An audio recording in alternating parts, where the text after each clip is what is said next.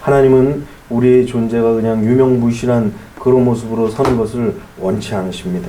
하나님의 자녀로서, 하나님의 백성으로서, 또 하나님의 선택받은 자로서 그 존재감을 막 드러내기를 원하십니다. 그래서 우리를 부르실 때 빛이라고 얘기하고 소금이라고 얘기하시는 거예요. 왜 특히 빛이라고 얘기하고 소금이라고 말씀하셨느냐? 이 빛은 자신의 존재감을 분명하게 밝힙니다.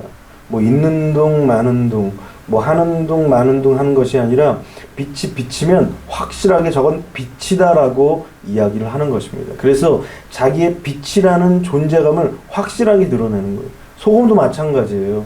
뭐 이거는 단 건지 신 건지 떫은 건지 모르는 그것이 아니라 소금 확실히 짜요. 그렇기 때문에 뭐 소금이 들어가면 아 여긴 소금이 들어갔구나, 소금이 너무 많이 들어갔구나, 이것을 알아요. 이것이 바로 존재감인 것입니다.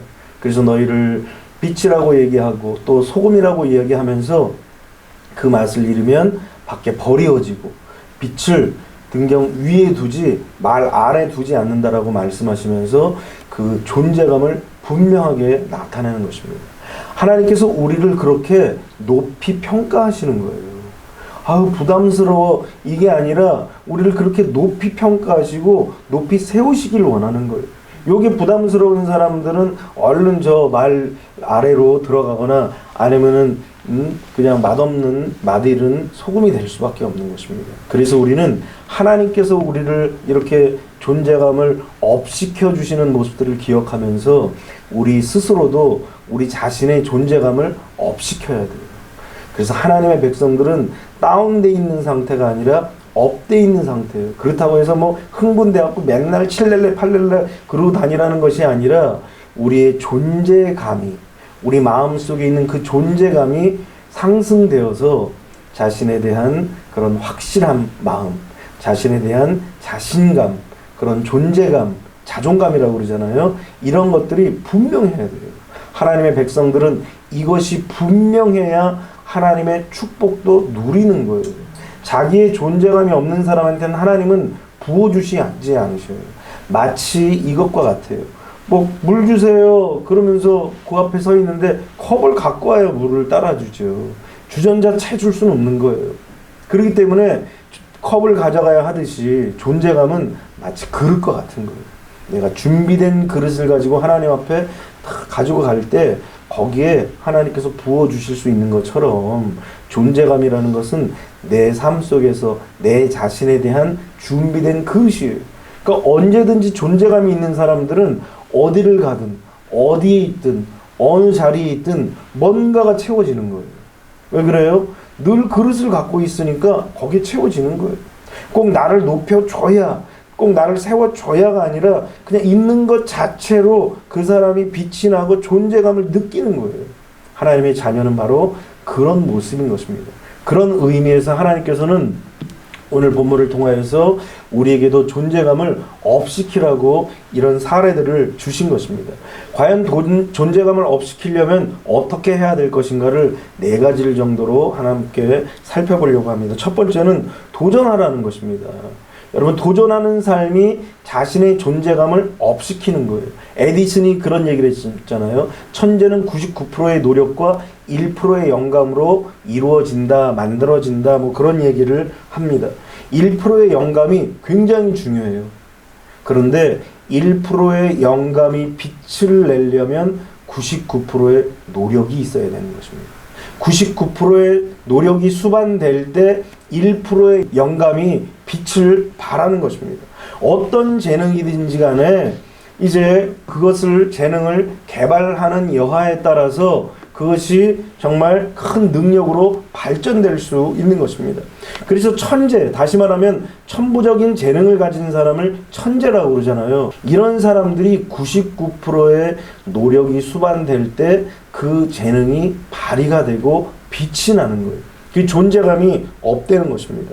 하나님께서는 우리에게 영감을 주셔요. 이 영감을 기프트라고 그래요. 영어로. 선물이라는 거예요. 하나님께서 우리에게 각자에 주신 재능이라고 할 수 있는 것입니다. 이 재능이 빛이 되고 능력이 되려면 노력해야 되는 거예요. 도전해야 된다는 것입니다. 오늘 본문의 다윗 보십시오. 다윗은 보니까 나이도 어려요. 전장에서 나가서 싸울 수 있는 나이가 아니에요. 뿐만 아니라 신체적인 조건도 지금 싸울 수 있는 조건이 아직 갖춰지지가 않았어요. 골격이 아직 성인이 아니기 때문에 싸울 수 있는 그런 골격이 아니라는 것입니다. 또 전투 경험도 없어요. 뭘 좀 싸워보고 뭘 또 때려보기도 하고 맞아보기도 해야 뭐 맞아본 놈이 뭐 잘 때린다면서요. 뭐 맞아보기도 하고 때려보기도 하고 그래야 뭘 좀 때려보지요. 그런데 이거는 맞아본 적도 없고 때려본 적도 없고 싸움을 해본 적이 없는 거예요. 칼 한 번 휘두른 적이 없었던 것입니다. 그렇다고 해서 그의 가문에 장수가 있었느냐? 그렇지도 않아요. 그의 아버지 이세 또 그의 할아버지 다 그냥 선한 사람들이에요. 그냥 순수하게 그냥 일반 사람으로 살아갔던 사람들이었습니다. 그렇기 때문에 인간적으로 볼 때에 전혀 싸움의 기프트, 싸움의 재능을 절대로 받은 자가 아니었던 것입니다. 여러분 33절에 보십시오.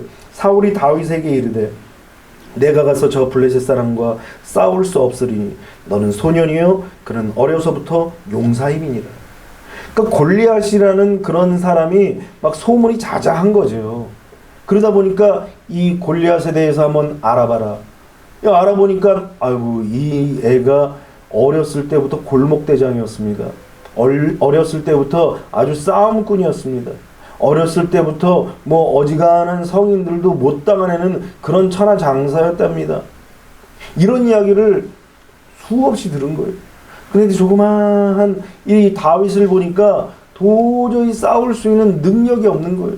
사울이 성경을 보면은 힘 있는 자, 잘 싸우는 자, 능력 있는 자를 다 긁어 모았어요. 왜냐면 이스라엘이 아직은 약하다 보니까 이 이스라엘을 좀 큰 나라로 세우기 위해서 또 강대한 나라로 세우기 위해서 좀 칼 좀 쓴다, 뭔 재능이 좀 있다, 힘 좀 쓴다, 힘께나 쓴다 이런 사람들은 다 긁어 모았던 자였습니다.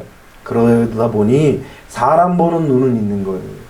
이 다윗을 보니까 아이고 저 조그만 게 그냥 배만 뻘렁 나와가지고 그냥 뭐 할 줄 아냐 저거 그렇게 생각하면서 야 너는 절대로 싸울 수가 없다 이런 이야기를 지금 하는 것입니다. 그런데 그럼에도 불구하고 다윗은 이미 그 삶 속에서 싸움에 대한 도전을 받고 도전하며 살고 있었더라는 것입니다. 이것이 중요한 거예요. 우리 인생 속에서 똑같은 삶이지만 다윗의 삶이 뭐 별거 있어요? 새벽같이 일어나서 양 몰고 이랴 그러고서 그냥 양 되는 거 뭐 몇 마리나 되겠습니까? 그거 몰고 가서 산에서 들에서 그냥 꼴 먹이고 물 먹이고 그리고 그냥 해질 때 되면 이제 들어오는 거예요. 그리고 이제 자빠져 자는 일밖에 더 있겠어요? 매일 삶이 그런 거예요. 매일. 그 삶에 꿈이 어디 있겠으며 희망이 어디 있겠어요? 그냥 안주할 수밖에 없는 거예요. 그런데 다윗의 삶은 어떤 삶이냐? 도전하는 삶이었다라는 거예요. 안주하지 않았다라는 거예요. 성경에서 자족하라고 하니까 이 자족을 그냥 세상적인 만족으로 생각하는 거예요. 안주로 생각하는 거예요. 그러니까 그냥 만족하는 거예요. 자기 삶에 그냥 안주하며 사는 거예요.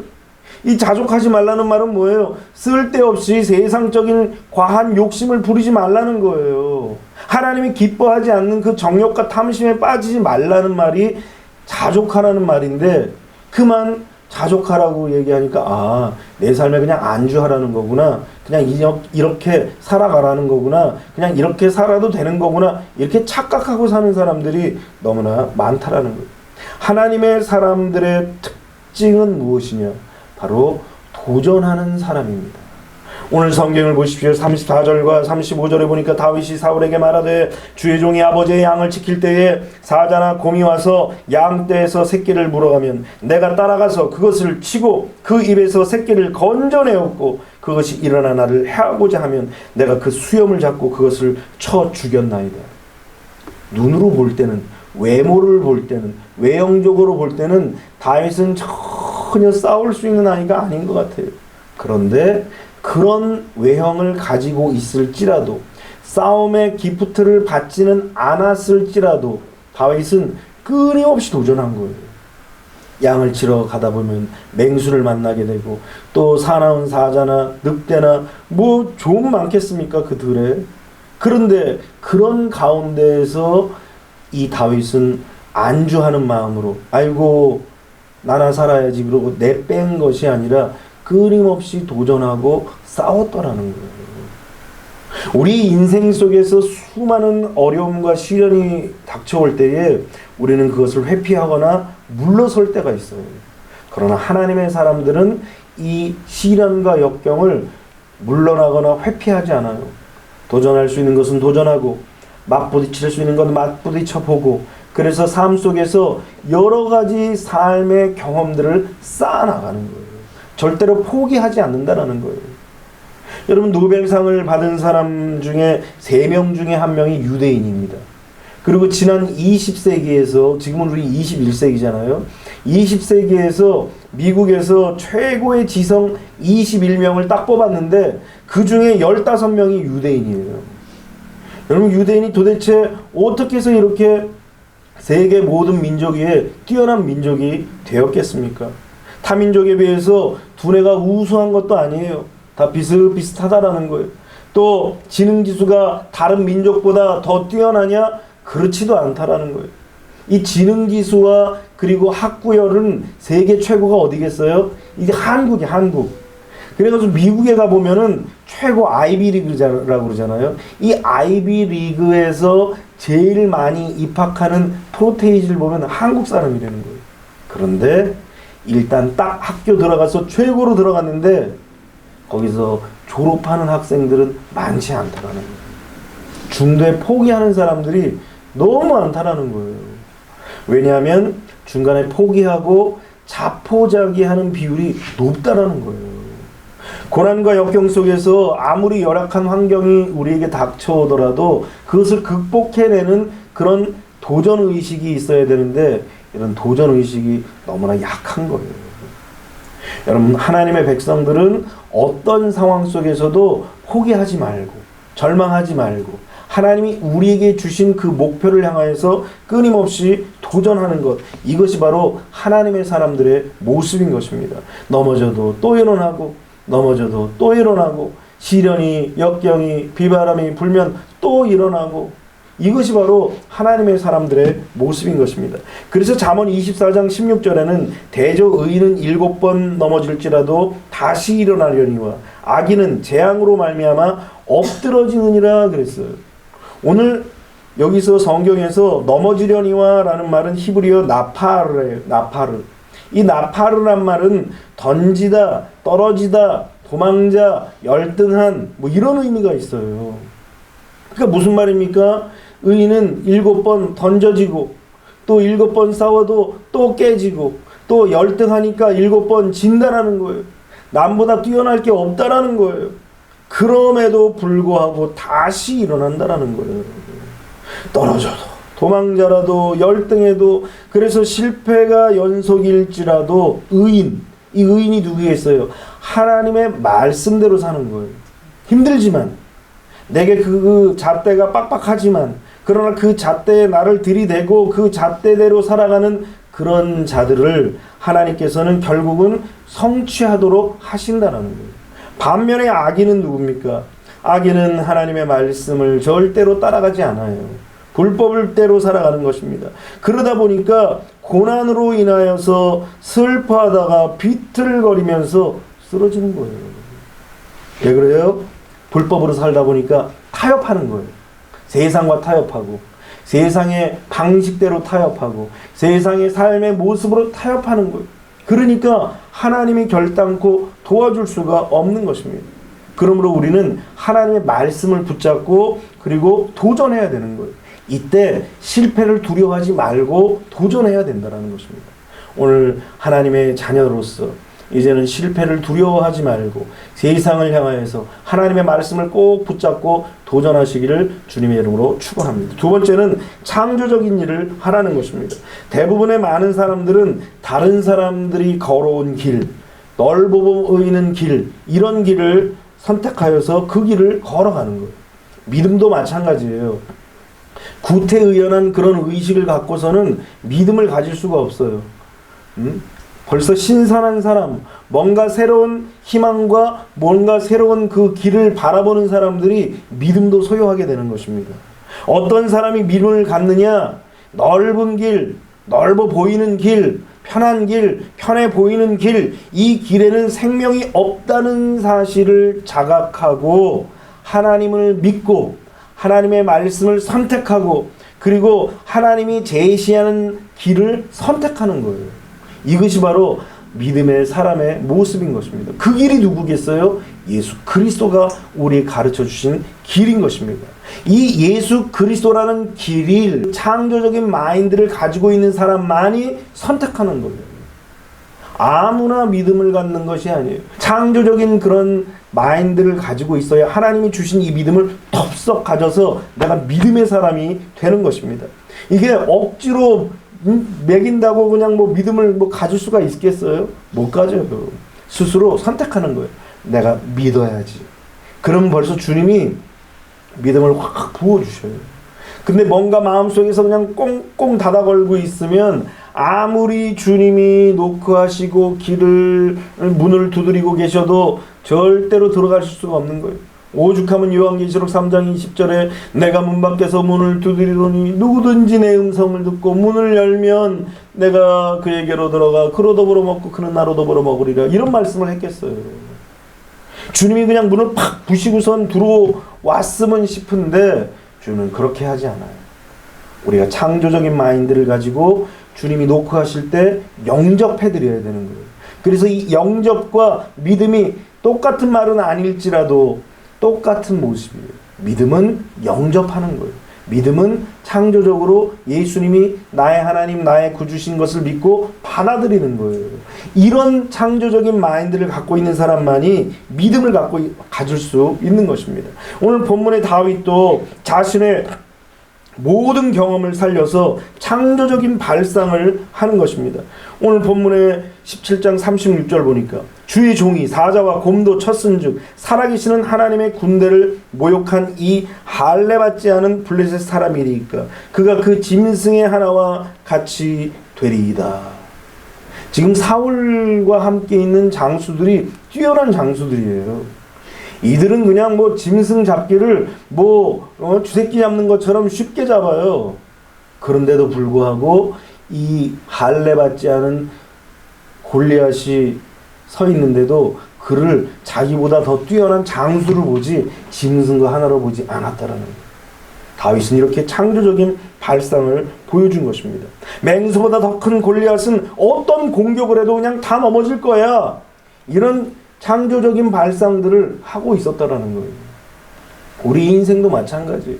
문제가 우리에게 닥치고 어려움이 닥치면 아유 난 또 문제가 생겼구나, 또 어려움이 생겼구나 이러고서 절망하며 낙심하는 것이 아니라 내게 문제가 왔을 때 그 문제를 내가 이전에 이렇게 이겼지, 또 처음 접하는 문제라면 이 문제를 통하여서 내가 다음 문제를 풀 수 있는 해답, 그 열쇠를 가질 수 있겠구나, 이런 창조적인 생각을 가지고 문제를 두려워하지 말고 도전하며 달려나갈 수 있어야 한다는 거예요.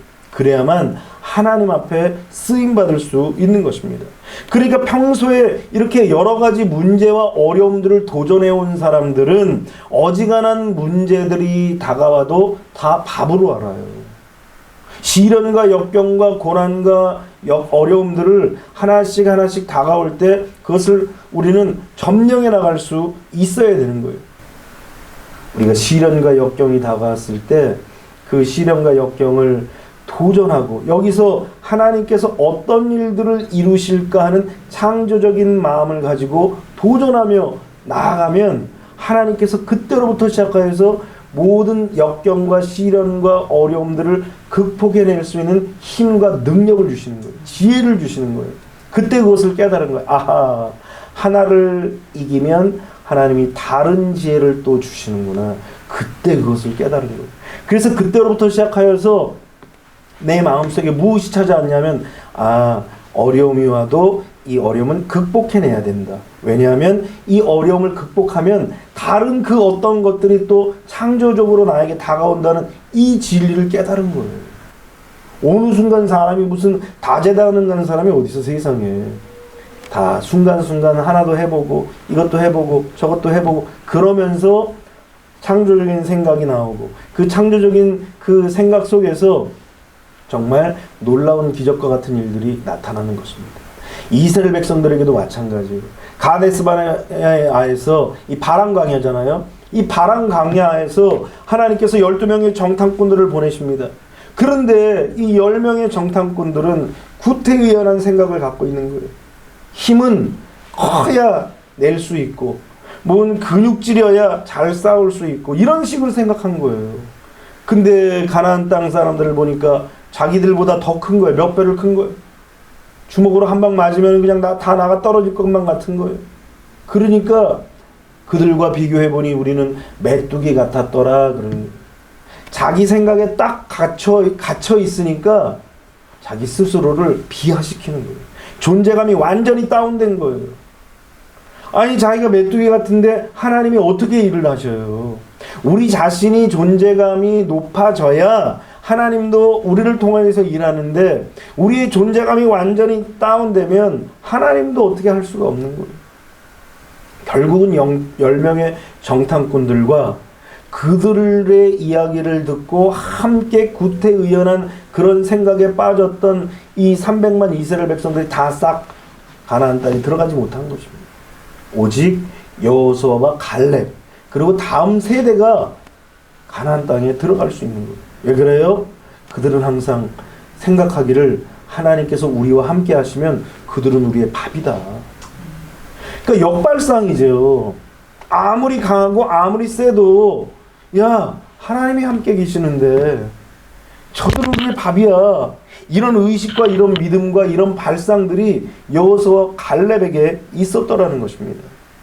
그렇게 말씀의 창조 의식을 갖고 있는 여호수아와 갈렙은 창조적인 생각으로 늘 머릿속에 가득합니다. 그들을 어떻게 하면 진멸할까? 그 땅을 어떻게 하면 차지할까? 이 생각뿐인 거예요. 나중에 갈렙이 80세가 되어서 헤브론 산지를 바라보면서 저 땅은 우리 못 가.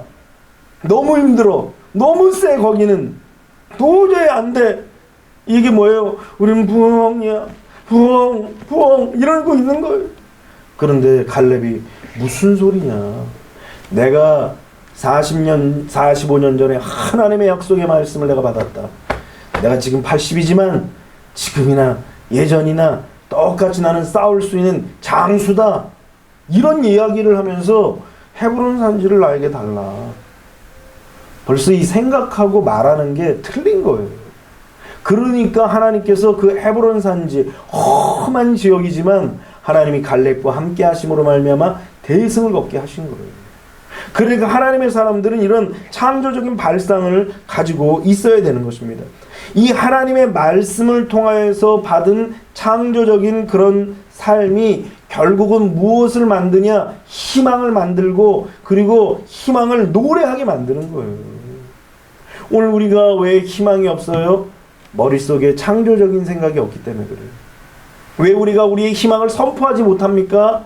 머릿속에 창조적인 발상이 없기 때문에 그래요.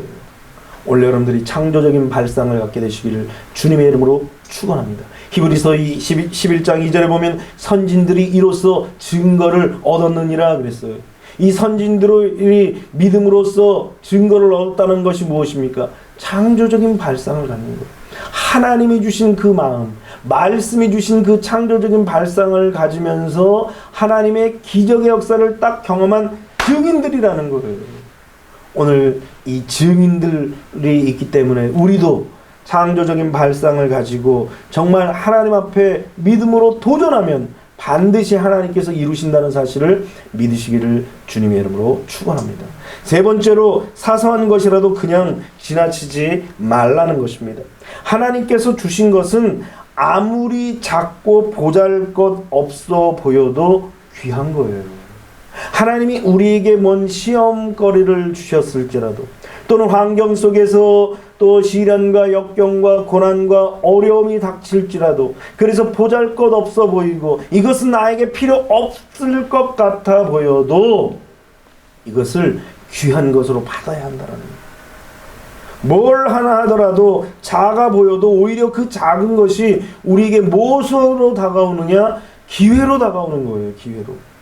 그래서 도약과 발전은 작은 것에서부터 시작되는 것입니다. 여러분, 다윗이 양치는 일 얼마나 하찮고 보잘것없습니까? 그러니까 아들이 8이 있는데 이 말째 아들이면은 얼마나 사랑스러워요, 사실. 그런데 8명이나 있다 보니 말째 아들은 남자 아들 같지가 않은 거예요. 그냥 일꾼에 불과한 거예요. 그러니까 넌 제일 우리 집에서 허드렛 일, 힘든 일, 아무도 안 하려고 하는 일, 지극히 작은 일 이거나 해라. 그저 너 밥벌이는 이거다. 왜냐면 이스라엘 사람들도 제일 천한 직종 중에 하나가 양떼 치는 거예요. 타국에서도 마찬가지예요.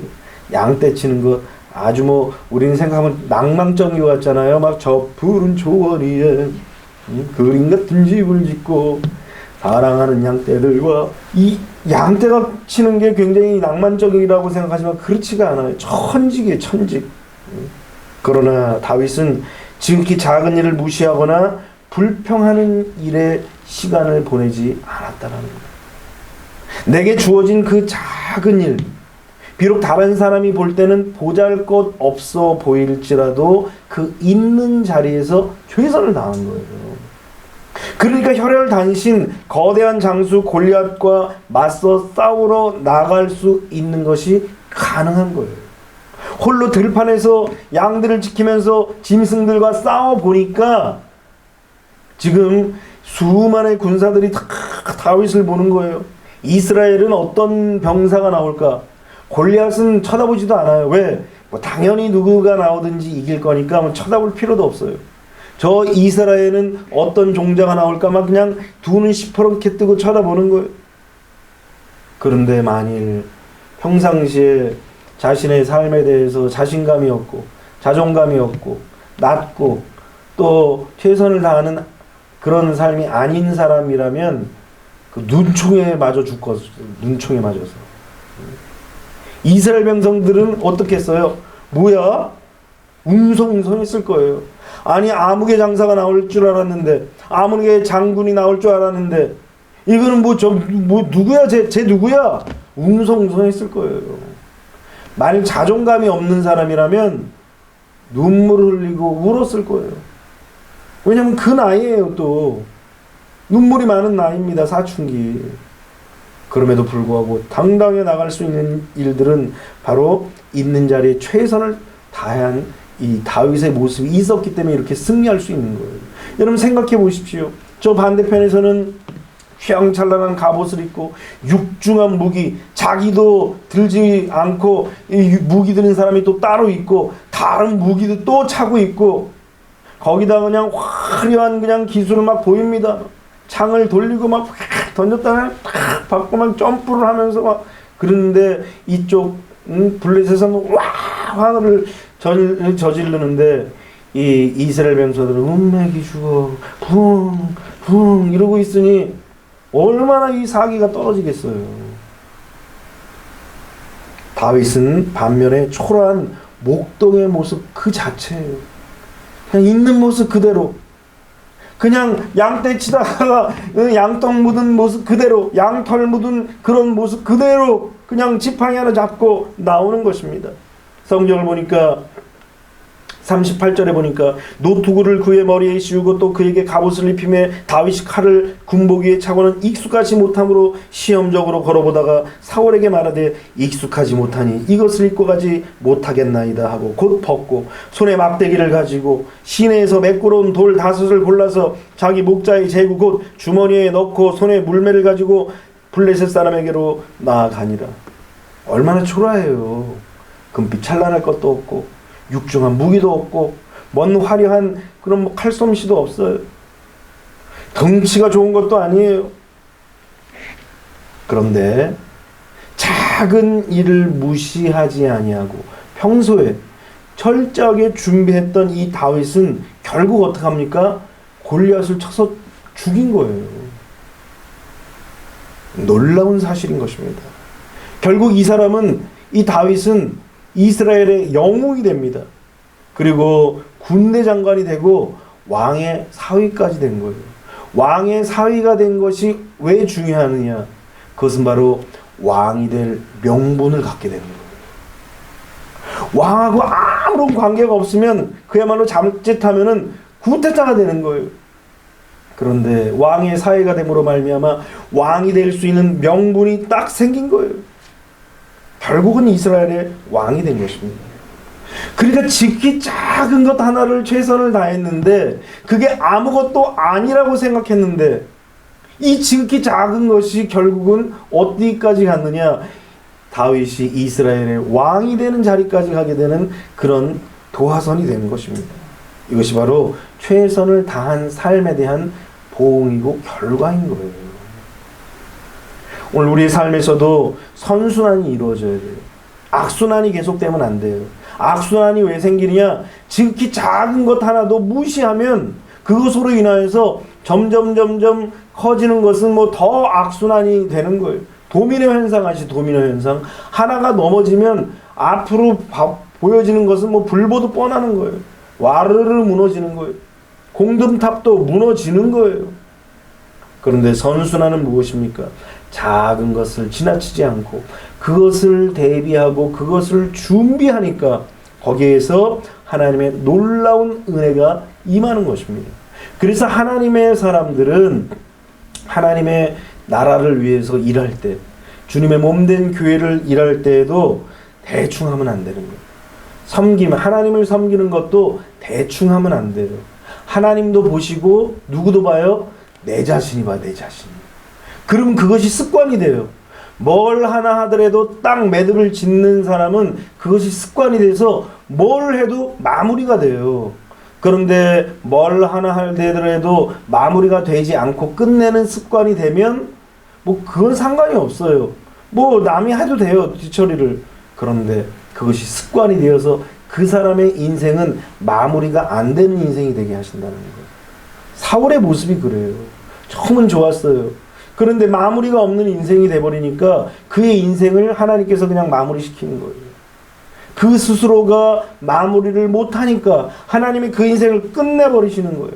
그런데 다윗은 어떻습니까? 자기에게 주어진 삶에 최선을 다하는 거예요. 부족하건 연약하건 모자라건 하찮은 일이건 쓸모없는 일이건 최선을 다하는 거예요. 그러니까 하나님께서 그를 탁 세우시는 거예요.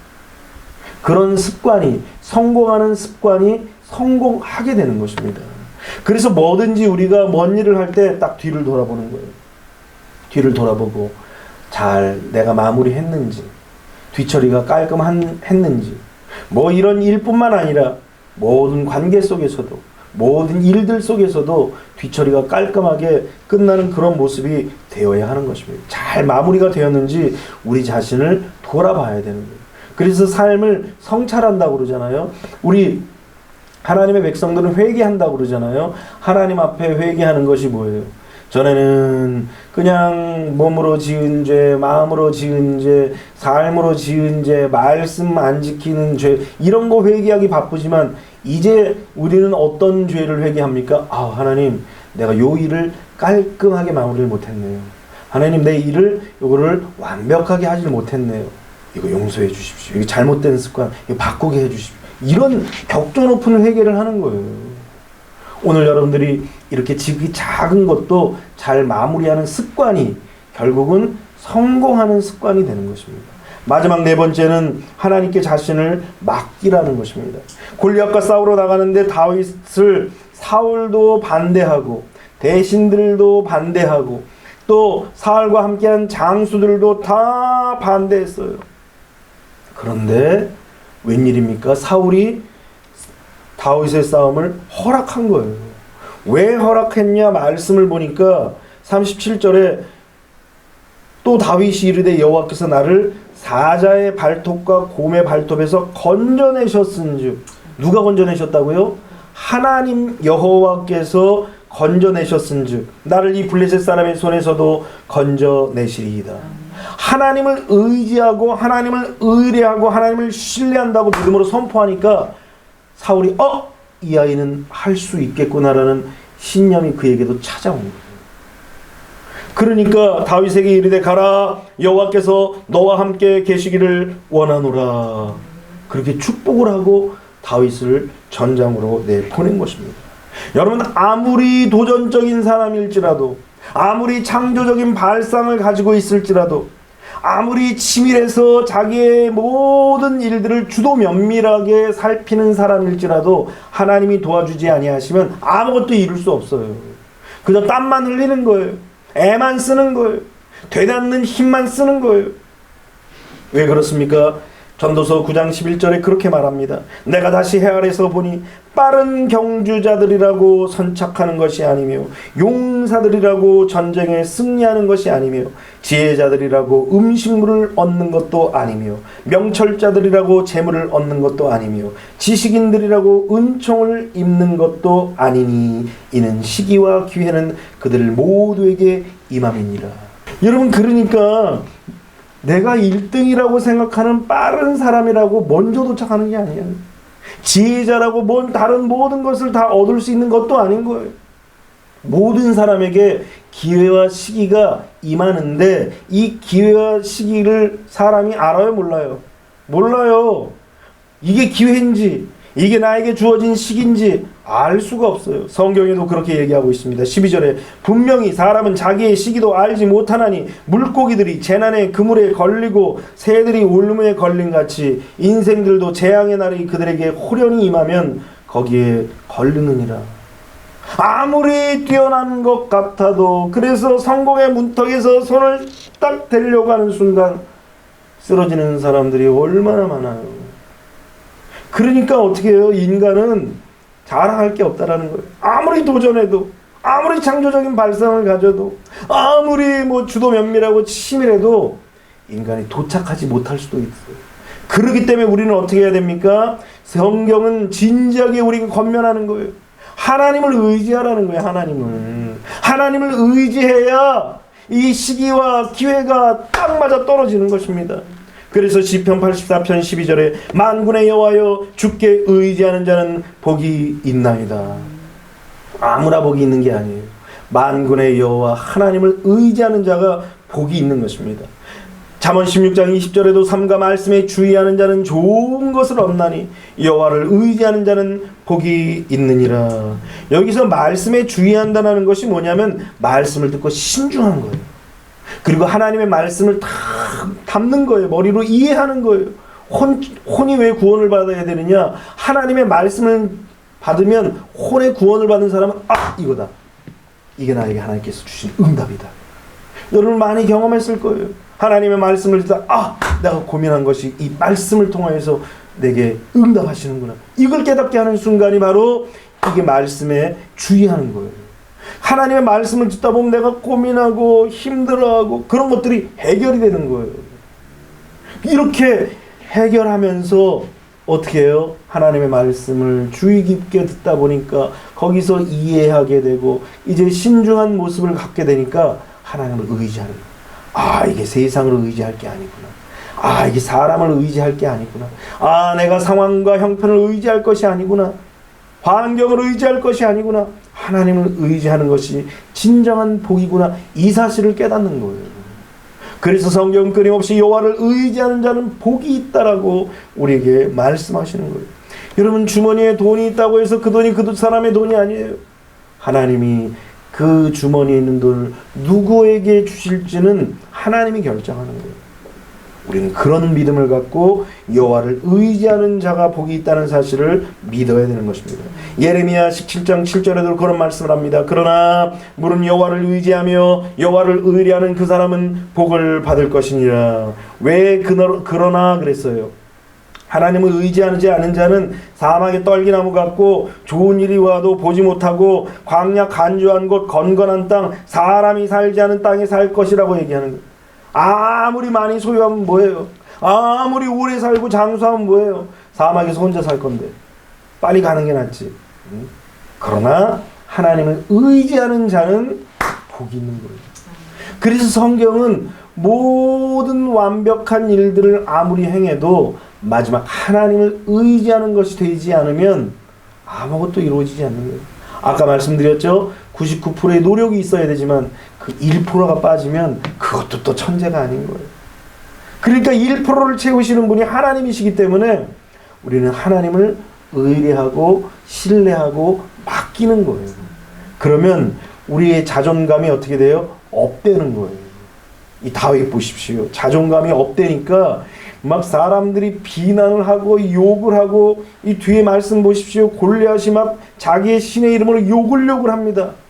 아, 뭐 그 욕이 뭐 이 새끼야 뭐 요 정도 욕이겠어요? 별놈의 욕, 생전 들어보지 못한 욕을 다 들었을 거야 아마 다윗이. 그런데도 당당하게 맞서면서 오히려 오늘 하나님께서 너의 머리를 새들의 고기로 삼을 거다라고 선포하는 거예요. 야, 이 자존감이 낮은 사람은 절대로 그렇게 할 수가 없어요. 오늘 이 밤에 하나님의 말씀을 들은 여러분들 어떻게 해야 돼요? 하나님이 주시는 그 마음으로 자존감을 업시켜야 돼요.